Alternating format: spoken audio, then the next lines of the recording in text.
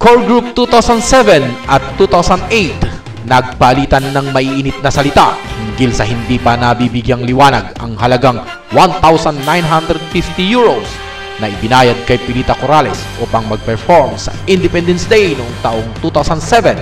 Isang leader nagmungkahing abunuhan ng bawat participating association upang maibalik ang perang hinahanap.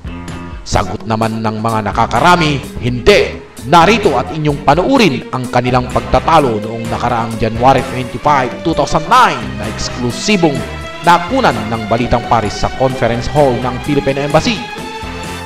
Kailangan din po sa next meeting natin, isulit din po nila ang 1,950 na binayad kay Pilita Corrales na hanggang ngayon ay napipending pa. Hindi po namin alam kung nasaan po yung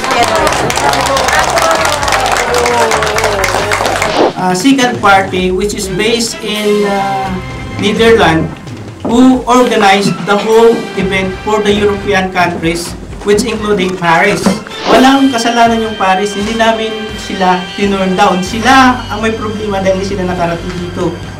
Requesting Pilita Corrales to return back the money that we gave it to her in her account. Everybody's using the 2007's problem, 2007's fault by everybody.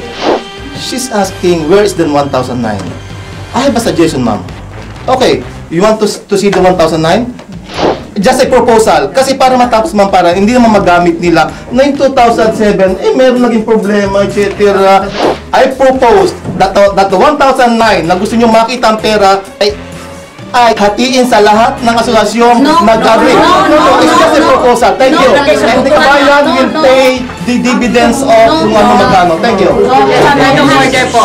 Yung pong 1,950, yung po ay pera ng community. Pinabayad po sa amin ang na 150 seed money. Bakit kami mag-okay na lahat kami ay magbabayad? Court ho nila yan. Kaparis ko yan. Pakinggan mo muna ako. Kaparis yung yung sulat mo kay Pilita. Bakit sumulat ka kay Pilita na hindi mo pinirmahan? Mula dito sa Embahada ng Pilipinas, Richard Villanueva nag-uulat para sa Balitang Paris.